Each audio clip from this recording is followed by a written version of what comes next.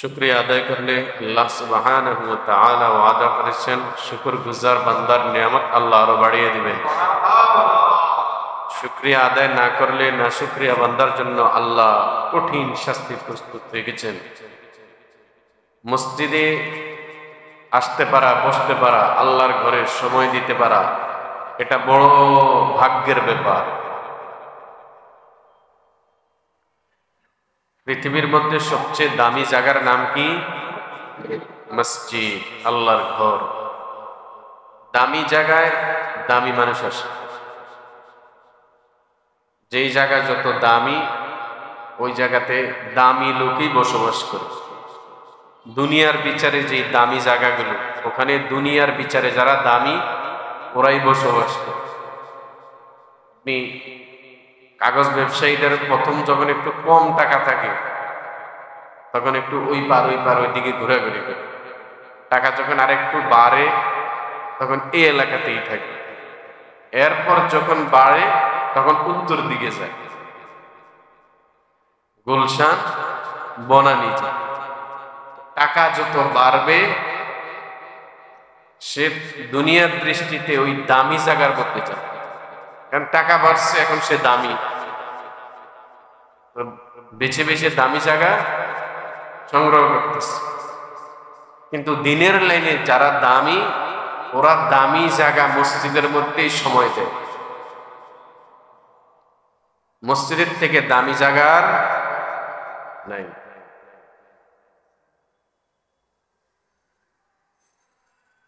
আল্লাহ আমাদেরকে আল্লাহর ঘর মসজিদে বেশি বেশি সময় দেওয়ার তৌফিক দান করুন। আমাদের আজকে সূরাতুল হিজর মাক্কিয়া। গত শনিবার, গত তাফসিরে আমাদের 13 নম্বর পারা শেষ হয়েছে, আলহামদুলিল্লাহ। আজকে আমরা 14 পারার থেকে তাফসির আরম্ভ করব। 14 পারাটার মধ্যে 6টা রুকু আছে। এটা মাক্কি সূরা। 14 পারা আরম্ভ হয়েছে 13 পারার শেষ থেকে। 13 পারার শেষ লাইন থেকে 14 পারা আরম্ভ হয়েছে। এটা সূরাতুল হিজরের মাধ্যমে। হিজর একটা জায়গার নাম। মদিনা এবং সিরিয়া, এই দুইটার মধ্যবর্তী একটি জায়গার নাম হলো হিজর। ওই এলাকার মানুষ বড় ধরনের নাফরমান ছিল। নবীদেরকে তারা কবুল করেনি। তাদের শাস্তির বিবরণ এই সূরার মধ্যে এসেছে। এই জন্য এই সূরার নাম রাখা হয়েছে সূরাতুল হিজর। ওই জায়গার নামে নামকরণ করা হয়েছে। এটাকে বলা হয় আরবিতে ওয়াজহে তাসমিয়া, নামকরণের কারণ। সূরার শুরুতে আল্লাহ পাক রব্বুল আলামিন হুরুফে মুকাত্তা নিয়ে এসেছেন। অনেক সূরার শুরুতে আমরা এরকম অক্ষর, শব্দ দেখতে পাই, যেগুলো আরবি অক্ষরের মাধ্যমে আলিফ লাম মিম, আলিফ লাম র, কাফ হা ইয়া আইন সাদ, এই ধরনের শব্দ আমরা দেখতে পাই। এই শব্দগুলোর অর্থ, মূল অর্থ জানেন আল্লাহ। এই শব্দগুলোর মূল অর্থ জানেন আল্লাহ। এই জন্য কোন মুফাসসিরিনে কেরাম এই শব্দগুলোর অর্থ করেননি। তার তাফসীরের কিতাবের মধ্যে লিখেছেন আল্লাহু আ'লামু বিমুরাদি। এগুলার অর্থ আল্লাহই ভালো জানেন। এই শব্দগুলোর অর্থ আল্লাহই ভালো জানেন। বিসমিল্লাহির রহমানির রহিম।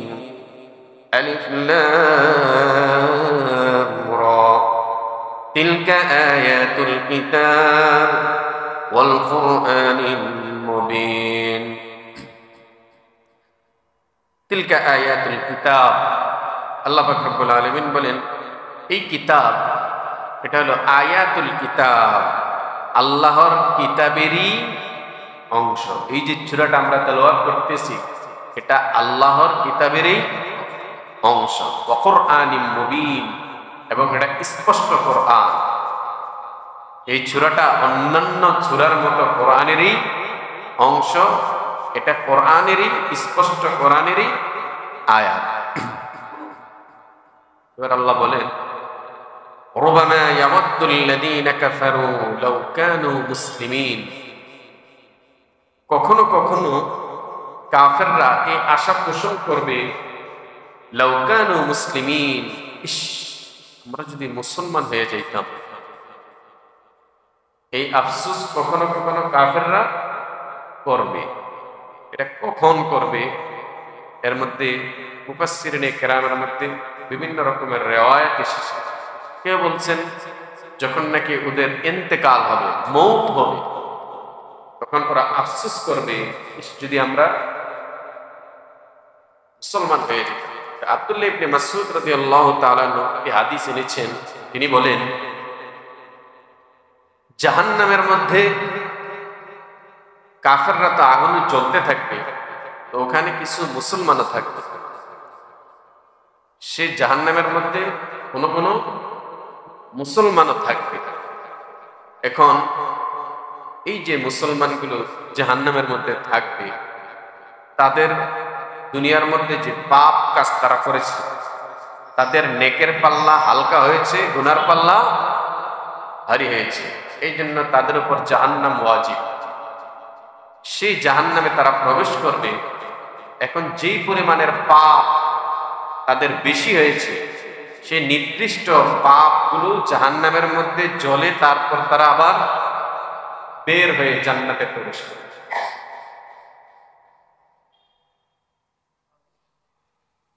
ওই যে জাহান্নামের মধ্যে কাফেরদের সাথে তারা থাকবে, ওখানে তো দেখা হবে। দুনিয়ার মধ্যে কাফের মুসলমান মিলে আছে না, কাফেরের সাথে মুসলমানের দেখা হচ্ছে, কারণ এটা দুনিয়ার জায়গা। আপনি বাজারে গেলেন, মাছ বাজারে, ওখানে গিয়ে দেখলেন হিন্দু আছে, মুসলমান আছে। যেহেতু জাহান্নাম একটা জায়গা, ওখানে যারা থাকবে, বসবাস করবে, তাদের একে অপরের সাথে দেখা সাক্ষাৎ। আবার আল্লাহ তাআলা মাঝে মধ্যে জাহান্নামী আর জান্নাতীদেরকে আল্লাহ তাআলা কথোপকথন করাবে। এক দেশ থেকে আমরা আরেক দেশে কথা বলি না, আমেরিকার থেকে বাংলাদেশে কথা বলতেছে, চেহারা দেখতেছে একজন আরেকজন। এরকম আল্লাহ পাক রব্বুল আলামিন জান্নাতি এবং জাহান্নামীদের মধ্যে কথোপকথন যে হবে, এটাও কোরআনে এনেছে। আবার জাহান্নামীর কথাবার্তা হবে, এটাও এনেছে। আবার জান্নাতির কথা হবে, এটাও এনেছে। কুল্লু নাফসিন বিমা কাসাবাত রহিনা ইল্লা আসহাবাল ইয়ামিন ফি জান্নাতিন ইয়াতাসাআলুন আনিল মুজরিমিন মা সালাকাকুম ফি সাকার।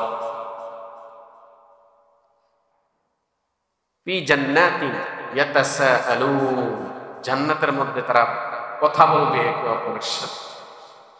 মা সালাকাকুম ফি সাকার ক্বালু লাম নাকু মিনাল মুসাল্লিন।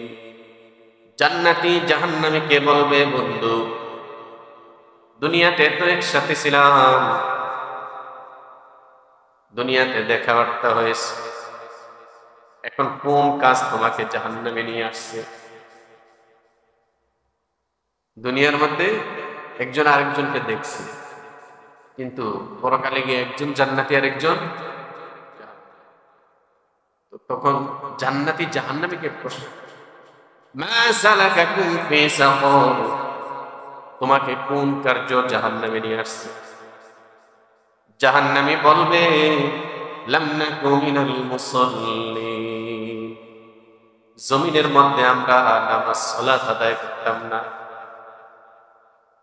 দুনিয়াতে আমরা সালাত আদায় করতাম না। ওয়ালাম নাকু নুতিমুল মিসকিন, গরিবের হক আদায় করতাম না। ওয়া কুন্না নাখুযু মা'আল খাইদিন, আমরা মুসলমানদের সাথে, ইসলামপন্থীদের সাথে, কোরআনওয়ালাদের সাথে খামাখা ঝগড়া লাগাইয়া দিতাম।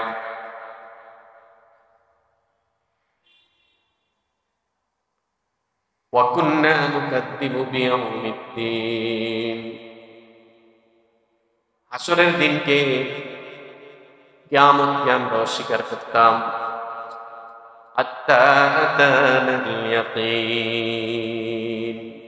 এরকম করতে করতে হঠাৎ কিয়ামত চলে আসছে, হঠাৎ মৃত্যু হয়ে গেছে। তো ওখানে জাহান্নামের কারণ ধরা হয়েছে, ওরা কি করতো না, সালাত আদায়। এখানে আব্দুল্লাহ ইবনে মাসউদ রাদিয়াল্লাহু তাআলা একটা হাদিস এনেছেন। তিনি বলেন, আমার নবী সাল্লাল্লাহু আলাইহি ওয়াসাল্লাম বলেন, জাহান্নামের মধ্যে জাহান্নামী আগুনে জ্বলতে থাকবে, মুসলমানও জাহান্নামের আগুনে জ্বলতে থাকবে। এবার জাহান্নামী নাফরমান কাফের মুসলমানদেরকে উদ্দেশ্য করে বলবে, ও মুসলমান, আমরা তো আল্লাহকে স্বীকার করি নাই, আমরা মুসলমান হই নাই, বেঈমান ছিলাম, বুঝলাম আমরা জাহান্নামে আসছি, কিন্তু তোমরা তো আল্লাহকে বিশ্বাস করছো, তোমরা তো ঈমান আনছো, তাহলে তোমরা জাহান্নামে কেন? তোমাদের ঈমান, তোমাদের বিশ্বাসকে তোমাদেরকে বাঁচাইতে পারে নাই।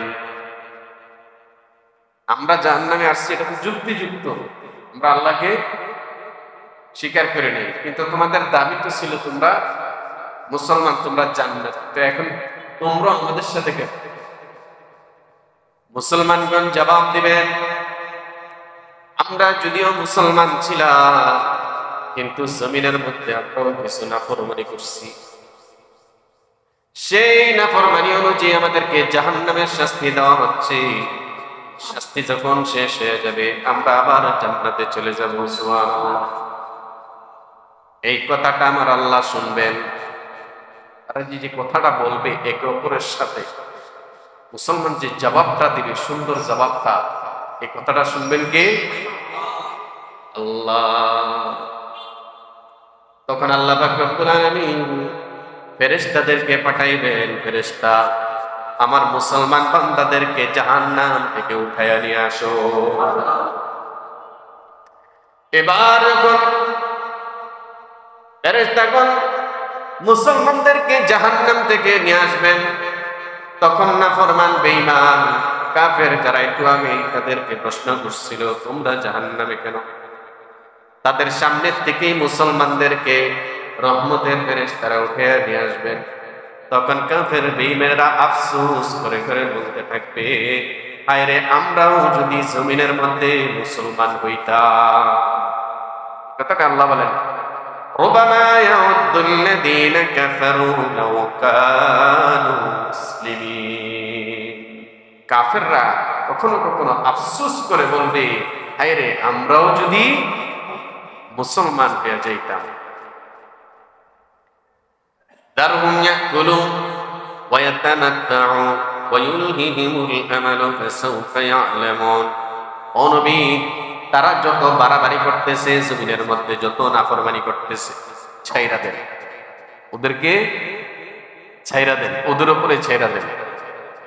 দারহুম ইয়াকুলু, তারা ইচ্ছা মতো খাক। দুনিয়াতে তো আসছে ওরা গরুর মতো শুধু খাইতে। গরুর কোন নামাজ রোজা আছে? গরুর হালাল হারাম আছে? গরু কার ক্ষেতের ধান খাইতেছে এটার হিসাব আছে? পশু। ওদের জিন্দিগি হলো পশুর জিন্দিগি। ওদের নামাজ নাই, রোজা নাই, হজ নাই, যাকাত নাই, ওযু নাই, হালাল হারাম নাই। আল্লাহ মানুষদেরকে সৃষ্টি করছেন সবচেয়ে দামি বানিয়ে, আবার আল্লাহ মানুষদেরকে সবচেয়ে দামি খাবারগুলো মানুষের জন্য রিজিক বানাইছেন। আর ওরা খায় মদ, ওরা পান করে মদ। মদ কি মানুষ মুসলমানের জন্য মদ হালাল আছে? হালাল নাই।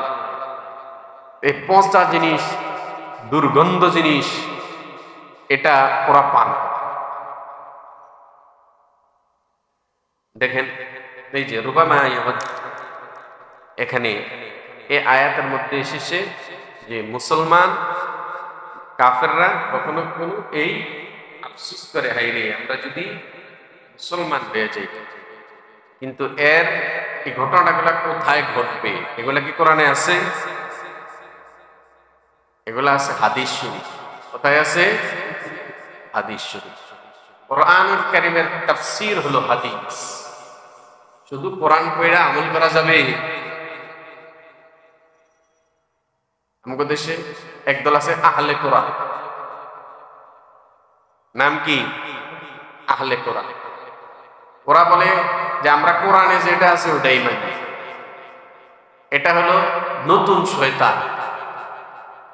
যারা বলবে আমরা কোরআন, আজকে আমি এই আসার আগ দিয়ে দেখলাম যে এক মহিলা বলতেছে যে আমরা হাদিস মানি। কেন হাদিস মানে না? হাদিস তো এটা মানুষ বানাইছে, এর মধ্যে জাল আছে, নকল আছে, সে আছে, তাহলে আমরা কোরআন মানি। কোরআন মানি না এই কথাটা ওর গলার নিচে আছে। ও কোরআন মানে না। যে বলতো আমি হাদিস মানি না, ও আসলে কোরআনই মানে। এই কথাটা তো আর বলতে পারে না পিডার ভয়ে, তসলিমা নাসরিনের মতো। আবার যদি দেশের জমিন ছাড়তে হয়, কোরআনুল কারীম এটা আল্লাহর কালাম, এটা একেবারেই সংক্ষিপ্ত।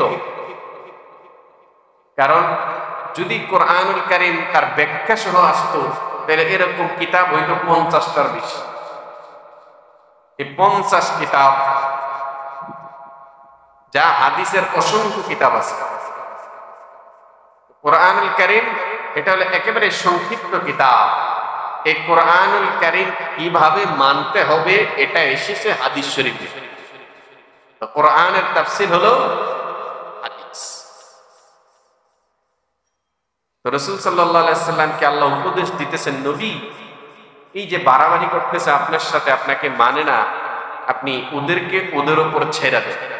এই নাফরমানদেরকে তাদের নিজেদের উপর ছেড়ে দেন। ইয়াকুলু, তারা যত পারে খাক, ওয়ায়াতামাত্তাউ, এবং যত পারে মস্তি করুন, আনন্দ করুন, উপভোগ করুন। অতি সত্বরই তারা বুঝতে পারবে। এখন আল্লাহ তাআলা বলেন, আল্লাহ তাআলা তো ইতিপূর্বে বহু জাতিকে ধ্বংস করছেন না?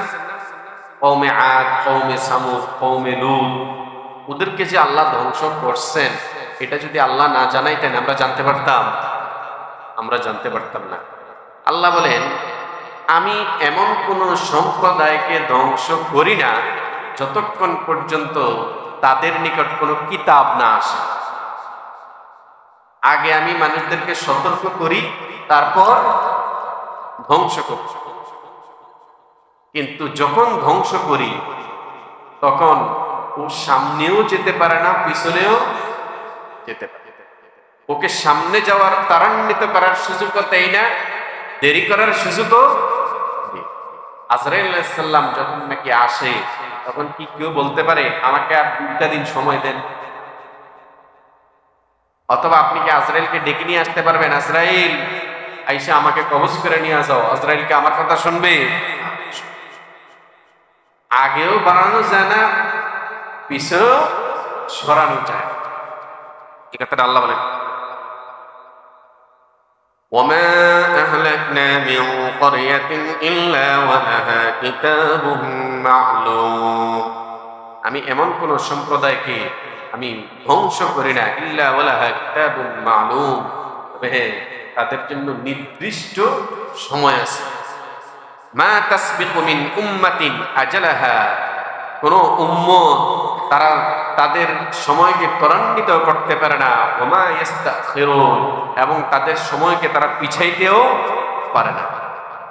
ওয়াকালু, কাফেরদের একটা কথা আল্লাহ এখানে নিয়ে আসছেন। ওয়াকালু ইয়া আইয়ুহাল্লাযী নুযিলা আলাইহিদ যিকরু ইন্নাকা লামাজনুন। কত বড় নাফরমান, বাটপার। তারা বলে, ইয়া আইয়ুহাল্লাযী নুযিলা আলাইহিজ যিকর, হে অমুক ব্যক্তি যার উপর কোরআন নাজিল হয়েছে, হে অমুক ব্যক্তি যার উপর কোরআন নাজিল হয়েছে, ইন্নাকা লামাজনুন, নিশ্চয় তুমি পাগল। নাউযুবিল্লাহ।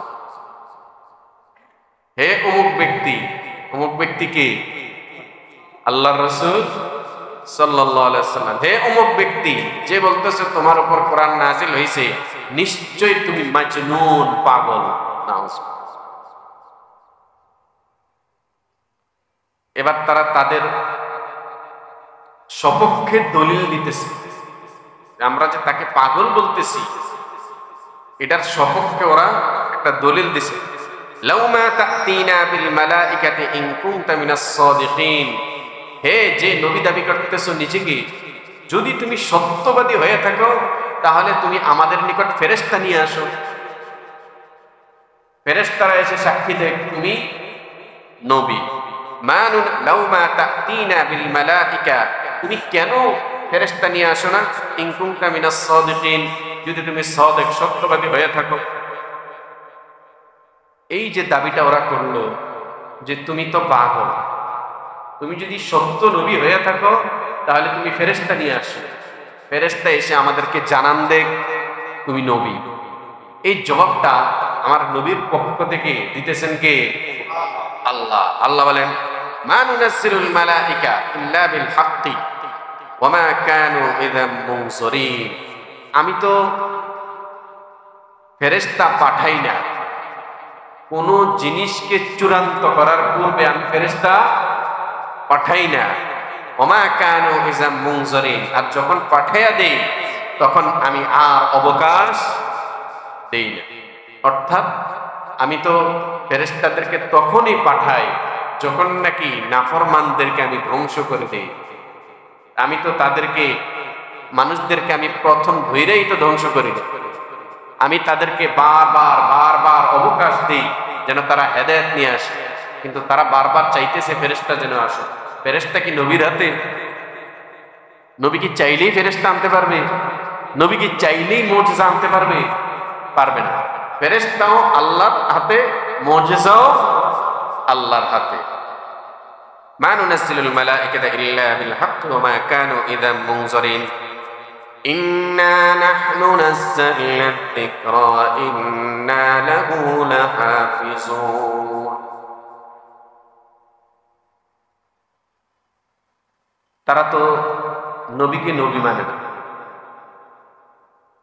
নবীকে নবী কেন মানে না? কারণ রাসূল সাল্লাল্লাহু আলাইহি সাল্লাম যেটাকে ওহী বলতেছেন, আল্লাহর কালাম বলতেছেন, এটাকেই ওরা বিশ্বাস করে।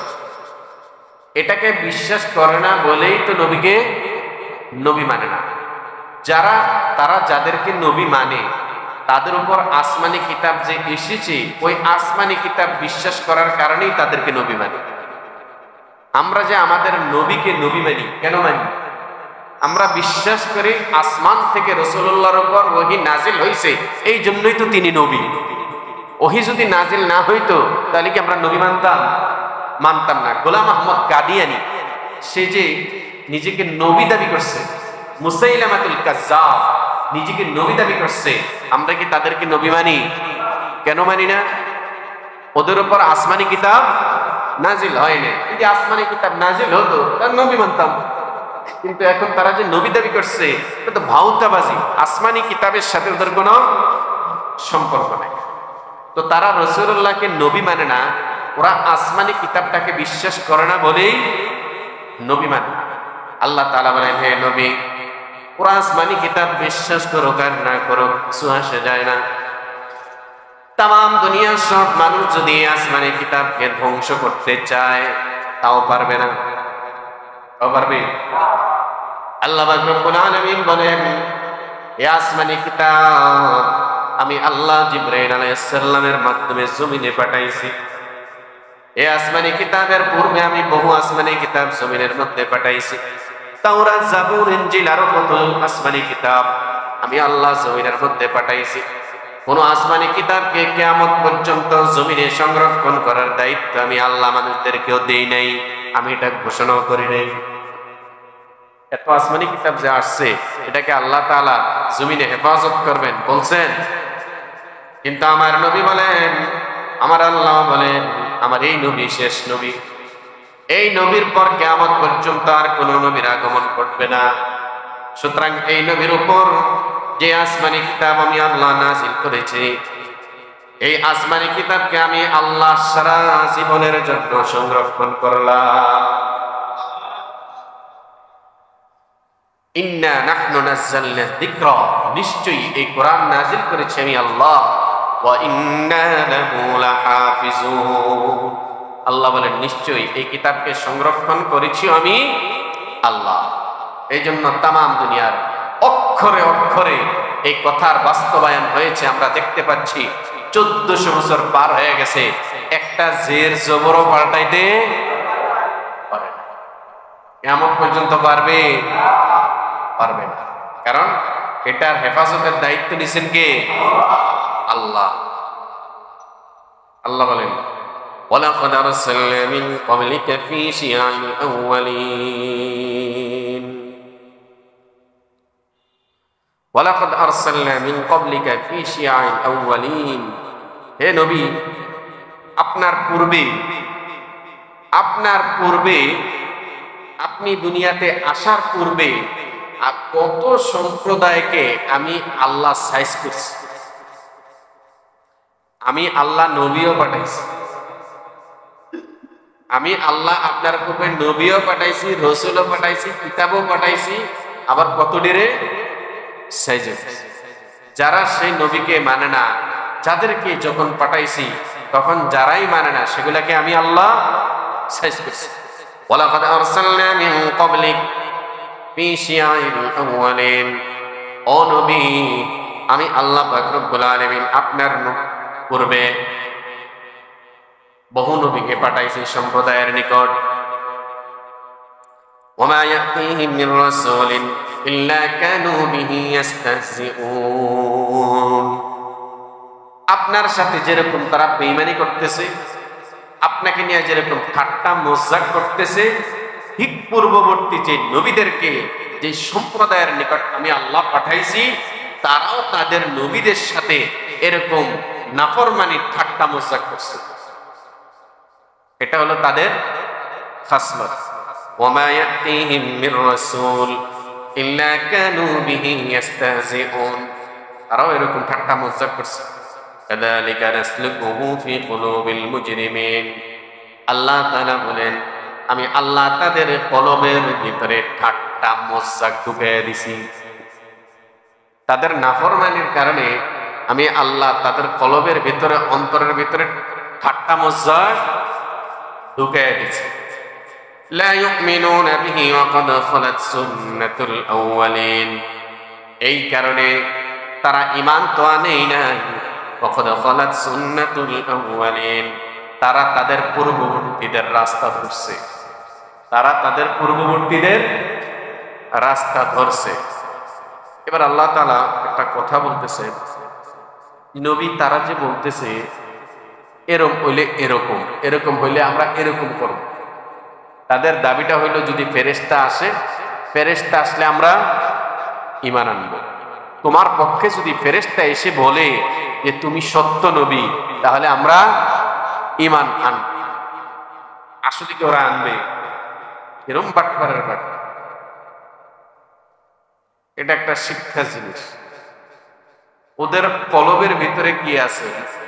হিন্দু, খ্রিস্টান, বৌদ্ধ, তাদের কলবের ভিতরে কি আছে এটা আমরা কি জানি? জানেন কে? আল্লাহ জানেই বলে দিছেন, যতই ওদেরকে বাবা বাবা বলো, ওরা তোমাকে ভোট দিব না।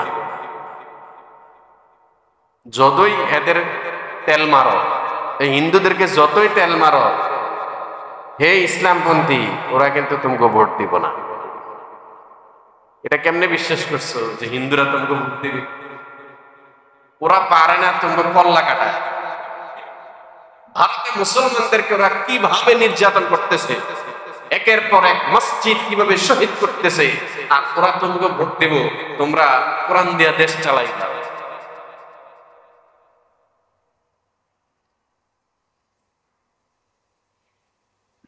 ওয়ালান তারদা আনকাল ইয়াহুদ ওয়ালান নাসারা হাত্তা তাত্তাবিআ মিল্লাতাহুম। এগুলো তো আমাদের জন্য শিক্ষা। আল্লাহ বলেন, হে মুসলমান, কিছুই দাও, যত সম্পদে দাও, যত মন্দির পাহারাই দাও, কাজ হবে না। যতক্ষণ পর্যন্ত তাদের ধর্ম তোমরা না মানবে, ততক্ষণ পর্যন্ত তারা তোমাদের পক্ষে থাকবে না।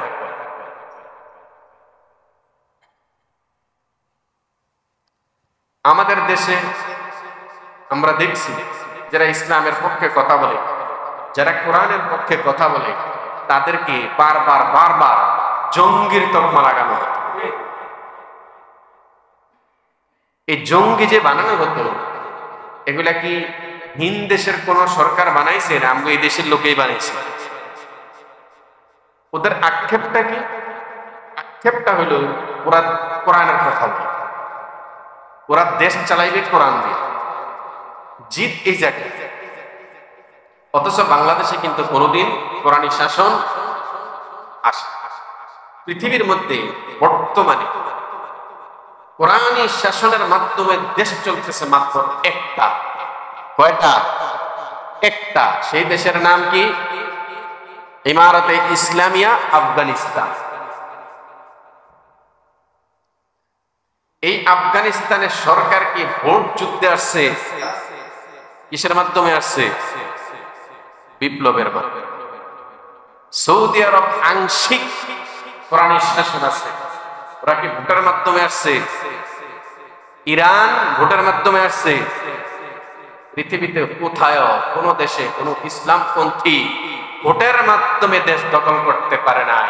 হয় দখল করছে জিহাদের মাধ্যমে অথবা দাওয়াতের মাধ্যমে। এই যে ইমারতে ইসলামী আফগানিস্তান, আফগানিস্তানের পররাষ্ট্রমন্ত্রী ভারতে এসেছে সফরে, রাষ্ট্রীয় সফরে। অথচ ভারত এরকম একটা দেশ যারা সারা দুনিয়ার মধ্যে জঙ্গি নাটক সাজানোর উস্তাদ। বাংলাদেশের যত জঙ্গি নাটক সাজতেছে, ইতিপূর্বে সাজিয়েছে সব দিল্লিকে খুশি করার জন্য। তাদের ছকেই বাংলাদেশে এগুলো সাজানো হয়েছে। এই রয়ের ছকেই আমাদের দেশে জঙ্গি নাটক সাজাইছে। আমাদের দেশে তো কখনো ইসলামপন্থীরা ক্ষমতা আসতেই পারে না। কোরআনী শাসন এ দেশে কখনো মানুষ দেখে নেই। শুধু এতটুকু আতঙ্ক যে হায়রে ইসলামপন্থীরা আসলে যদি কোরআন দিয়া দেশ চলে, এই জন্য তাদেরকে দমানোর জন্য জঙ্গি নাটক সাজাইছে। এখন যে জঙ্গির বাবারা তোমার দেশের মধ্যে এসে বসে আছে ভারতে, এখন তো কিছু করতে পারো না। আফগানিস্তানে আমাদের ভাষায় আফগানিস্তানের বাহিনী হলো বর্তমানে পৃথিবীর মধ্যে সবচেয়ে দামি মানুষ, আর তাদের ভাষায় আফগানিস্তানের আগাগোড়া সব হলো জঙ্গি। আলহামদুলিল্লাহ, জঙ্গি হোক আর যাই হোক, সেই জঙ্গিরা তোমাদের দেশে সফরে আসছে, এখন তো কিছু বলতে পারো না। বরঞ্চ জঙ্গিদের সাথে আতাতকরণের জন্য তোমরা সারাদিন লাইন ধরে থাকো। আল্লাহ প্রমাণ করাইয়া দিছে।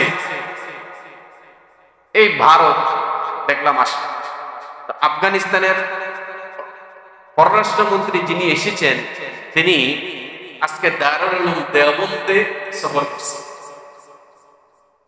দেওবন্দে সফর করার পর তিনি বলছেন, দেওবন্দ হলো আমাদের মা, দেওবন্দ হলো আমাদের মা। ইসলামের জন্য কোরবানি কিভাবে করতে হয় এটা শিক্ষা দিয়েছে দেওবন্দ।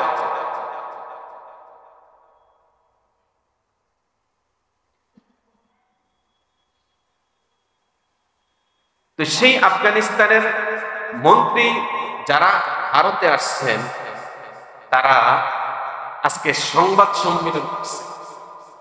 সংবাদ সম্মেলন করে না রাজনীতি, সেই সংবাদ সম্মেলনে নারীদেরকে প্রবেশ করতে দেওয়া হয়। বলেন আলহামদুলিল্লাহ। অথচ আমাদের বাংলাদেশ থেকে কিছুদিন আগে ওলামায়ে কেরামের ছোট্ট একটা গ্রুপ আফগানিস্তান সফর করছে। এই জন্য বাম পাড়ায় আগুন লাগছে। যারা ইন্ডিয়াকে খুশি করার জন্য সবসময় তেল মারে, ওদের কলিজায় আগুন লাগছে। ওরা এটা নিয়ে সমালোচনা আরম্ভ করছে যে একটা আফগানিস্তানের মতো একটা জঙ্গিবাদ দেশের মধ্যে কিভাবে সফর করলো। এখন যে তোমাদের বাবার কলিজার মধ্যে ঢুকছে, এখন কি করবা? এখন কার কাছে নালিশ দিবা? এভাবেই আল্লাহ তোমাদের চক্রান্ত ব্যর্থ করে দিবেন। ভারতের সাংবাদিকরা প্রশ্ন করছে যে এই সংবাদ সম্মেলনে নারীদেরকে ঢুকতে দেওয়া হয় না, তাও কোন দেশে? ভারতের মধ্যে একটা দেশে। ভারত সরকার পরিষ্কার জানিয়ে দিয়েছে আমাদের কিছুই করার নাই, এটা ওদের ব্যাপার। এটা হয়েছে কেন? এটা হলো কেন? কারণ আফগানিস্তানের মুসলমানরা নিজেদের মধ্যে ঐক্যকে সুসংহত করেছে, আর আমরা হলো গুতাগুতির ওস্তাদ। আমরা এক হুজুর আরেক হুজুর দেখতে পারি না, এক রাজনীতিবিদ আরেক রাজনীতিবিদকে দেখতে পারি না। হুজুররা সব ইসলামপন্থীরা একটু ঐক্য হবে, এটার মধ্যেও শয়তান ঢুকছে, যে কোনোভাবে ঐক্য হতে দেওয়া। মনে করেন লক্ষ লক্ষ টাকা এগুলার পিছনে খরচ হচ্ছে, মাথা কিনতেছে মাথা, যাতে ইসলামপন্থীরা ঐক্যবদ্ধ না হতে। আপনারাও ভক্ত মতো নিয়ত করেন, এত কিছু বুঝি না, এবার ইসলামের পক্ষে আমরা ভোট দেবো ইনশাল্লাহ। টাকা যত বড় খাওয়াও, ভোটটা আমরা ইসলামের পক্ষেই দেব। এই দেশের মানুষদেরকে ইসলামী রাজনীতিবিদরা বেশি কিছু দিতে পারে, বারবার হতাশ করতেছে। ইসলামী রাজনীতি যারা করে, অন্তত দিনের স্বার্থে, কোরআনের স্বার্থে মানুষদেরকে ভালো কিছু হাদিয়া পাবে। মানুষ সারা বাংলাদেশ থেকে ইসলামপন্থীদের দিকে তাকায় আছে। কেন তাকায় থাকবে না? কারণ ইসলামপন্থীরা জিন্দেগি ভর ওয়াজ করতেছেন ঐক্যবদ্ধের ওয়াজ। ওয়াতাসিমু বিহাবলিল্লাহি জামিআ, এই আয়াতের উপর ওয়াজ করতে করতে আমরা মুখে ফেনা তুলে ফেলি যে আমরা ঐক্যবদ্ধভাবে আমরা ইসলামকে ধরবো। কিন্তু সুযোগ আসলে দেখি একটা ওইদিকে ছাগলের মতো, একটা ওইদিকে, একটা ওইদিকে, এক পাল্লা উড়ানোই যায়। কারণটা কি? কুফরি মতবাদে যারা বিশ্বাসী, ওদের সাথে থাকতে ভালো লাগে। তাহলে তুমিও তোমার ইসলামপন্থী হওয়ার দরকারটা কি? বাংলাদেশে কি ইসলামী দল কম আছে? 20-25টা ইসলামী দল আছে, তোমার যেটা ভালো লাগে তুমি ওইটা যাও। কিন্তু যারা প্রকাশ্য বলে আমরা শরীয়ত আইনে বিশ্বাসী না, তাদের সাথে কেমনে যাও? লজ্জা লাগে না? তুমি কি জবাব দিবা আল্লাহকে? এই কথাটা তো বলতে পারে যে আলেম না, সে ওর ইচ্ছা ও যেদিকে যাক, কোরআন হাদিস জানে না। কিন্তু যারা মানুষদেরকে দিন দিন বয়ান শোনাইতেছে ওয়াতাসিমু বিহাবলিল্লাহ, আমরা ঐক্যবদ্ধভাবে আল্লাহর রজ্জু ধরবো, ওরা বয়ান করতেছে একটা, কাজ করতেছে। এই দেশের মানুষদেরকে ইসলামী রাজনীতিবিদরা বেশি কিছু দিতে পারেনি, খালি নৈরাশ করতেছে। মাদ্রাসা দিছে ঠিক, মসজিদ দিছে ঠিক, বয়ান দিছে ঠিক, কিন্তু রাজনীতির ক্ষেত্রে ওরা চরম পর্যায়ের ব্যর্থ। নিজেদের দোষ বলে মানুষের দোষ দিয়ে লাভ, নিজেরাই সুযোগ আসলে খপ্পরে পরে, ইবলিসের খপ্পরে পরে একটা আরেকটা চেহারাও দেখতে পারে।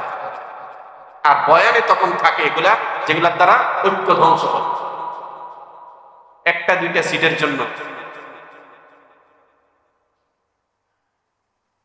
সিট এরকম দামি হয়ে গেল। ইসলামপন্থীরা যদি এক হয়,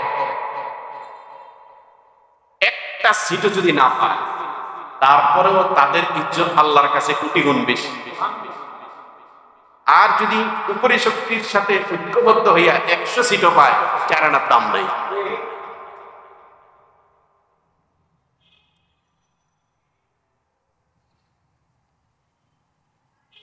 তো আল্লাহ তাআলা বলেন, হে মুসলমান, ভালো করে মনে রাখো, এই কাফের বেঈমানেরা তোমাদেরকে যত সুন্দর কথাই বলে, নবীকে তো বলতেছে, হে নবী, তুমি তো দাবি করতেছো তুমি নবী, তো ফেরেশতা আইনা দেখাও, আমরা তোমাকে নবী মানব। আল্লাহ বলেন, এগুলো হলো ওদের ভাওতাবাজি কথা। ওরা জিন্দেগিতেও আপনাকে নবী, আল্লাহ একটা উদাহরণ দিয়েছে, ওয়ালাউ ফাতাহনা আলাইহিম বাবাম মিনাস সামাই ফাযাল্লু ফীহি ইয়ারজুন।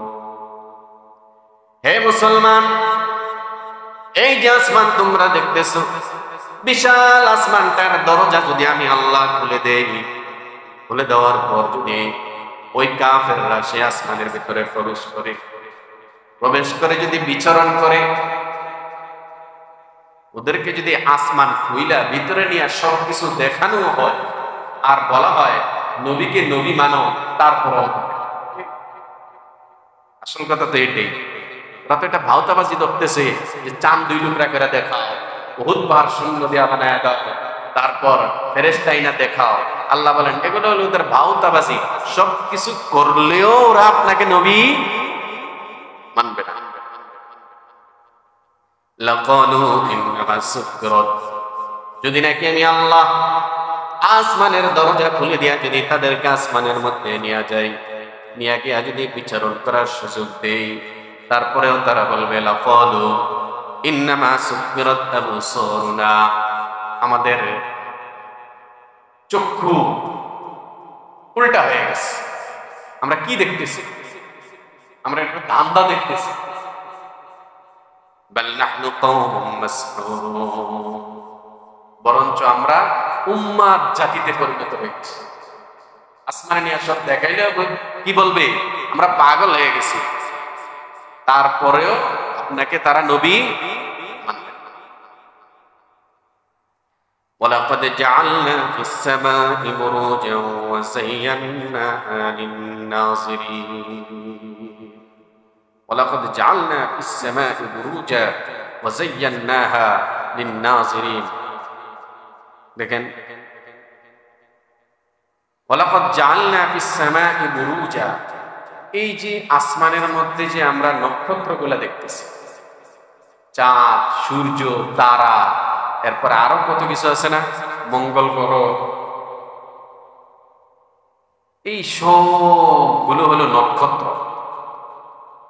এগুলাকে আল্লাহ তাআলা আসমানের মধ্যে সৃষ্টি করছেন মানুষের সৌন্দর্য দেখার জন্য। চাঁদ, যে সময় পূর্ণিমার চাঁদ হয় তখন চাঁদটা দেখতে ভালো লাগে না, তারাগুলো দেখতে ভালো লাগে না। আল্লাহ, আপনি দেখবেন মানুষ এখন ঘরের ছাদের মধ্যে এরকম চাঁদ লাগায়, বিভিন্ন ধরনের জিনিস লাগায়, এগুলো একটু জ্বলে, রাত্রে এগুলো জ্বালায় রাখে এই ছাদটাকে সুন্দর দেখার জন্য। আল্লাহ বলেন এই যে আসমানের মধ্যে আমি এত নক্ষত্র আমি আল্লাহ সৃষ্টি করছি, এগুলা ওয়াযায়্যানাহা, আমি সুসজ্জিত করেছি আসমানকে লিন-নাযিরিন, মানুষের সুন্দর লাগার জন্য। ওয়া হাফিজনাহা মিন কুল্লি শাইতানির রাজীম, সেগুলাকে আমি বিতাড়িত শয়তানের আক্রমণ থেকে হেফাজত করছি। ওয়া হাফিজনাহা, এবং সেটাকে আমি হেফাজত করছি মিন কুল্লি শাইতানির রাজীম, প্রত্যেক বিতাড়িত শয়তানের থেকে হেফাজত করছে আল্লাহ, এগুলাকে হেফাজত করছেন। ঘটনাটা কি? ইল্লা মানিস্তারাকাস সামআ ফাআতবাআহু শিহাবুম মুবিন, তবে কোন শয়তান যদি এগুলাকে চুরি করে, যদি ওখানে যায়, চুরি করে যদি কিছু শুনতে যায়, তাহলে ওখানে জ্বলন্ত অগ্নিকুণ্ড ওই শয়তানকে ধাওয়া করে। হেফাজত করছেন কে? আল্লাহ। তারপরেও যদি কোন শয়তান ওখানে যেতে চায়, তাহলে জ্বলন্ত অগ্নিকুণ্ড সেগুলোকে ধাওয়া করে। আগে শয়তান উপরে যাই, শয়তান আগে উপরে যাই, সে তৌফিক আল্লাহ শয়তানকে দান করছিলেন। আল্লাহ যখন কোন ফরমান জারি করতেন, ফরমান জারি করলে আসমানের মধ্যে ফেরেশতাগণ বৈশাখ সলা পরামর্শ করতেন যে আমরা কে কিভাবে আল্লাহর এই ফরমানটাকে বাস্তবায়ন করবে, এই আদেশ কিভাবে বাস্তবায়ন করবে। সরকার প্রধান একটা আদেশ করলে মন্ত্রী পরিষদের নিয়ে বসে না, তারপর এটা এলাকার প্রতিনিধিদেরকে জানিয়ে দেওয়া হয়। ঠিক এরকম আল্লাহ তাআলা যখন কোন বিধান নাজিল করতেন, কোন আদেশ করতেন, আসমানের মধ্যে বড় বড় ফেরেশতাগণ সেটা নিয়ে পরামর্শ করতেন, তারপর এলাকায় এলাকায় জানিয়ে দেওয়া হতো। শয়তান করতো কি, ওই আসমানে গিয়া এগুলা শুনত, শোনার পর তার অনুসারী যারা আছে তাদেরকে বইলা দিত। সবটা শুনতে পারত না, এই আফসা আফসা দুই একটা শুনতো। শোনার পর অনুসারীদেরকে জানায় না, এই অনুসারীরা ওই একটা বাস সত্যের সাথে আরো কতগুলো মিলাইয়া দুনিয়ার মধ্যে যারা গণক আছে, গণক, এই গণকদের কাছে এসে বলতো অমুক দিন এটা হইল, অমুক দিন এটা হইল। এই গণকরা টাকার বিনিময়ে মানুষকে কিভাবে জানাই, আর বলতো আমরা ভবিষ্যতের খবর জানি। কারণ একটা সত্যের সাথে আরো 2-4-50টা মিলাইয়া এগুলা বিক্রি করতো, কথা বিক্রি করতো। ঈসা আলাইহিস সালাম যখন নাকি ঈসা আলাইহিস সালাম তিনি যখন দুনিয়াতে আসছেন তখন অনেক আংশিক এটা বন্ধ হয়ে গেছে। আর রাসূল সাল্লাল্লাহু আলাইহি সাল্লাম যখন দুনিয়াতে আসছেন তখন একদম টোটাল বন্ধ হয়ে গেছে। এখন আর শয়তান উপরে যাইতে পারে না, উপরে গেলেই জ্বলন্ত অগ্নি তাদেরকে ধাওয়া করে। এই ঘটনা সামনে আসতেছে। আল্লাহ তাআলা আমাদের সকলকে বুঝার আমল করার তৌফিক দান করুন।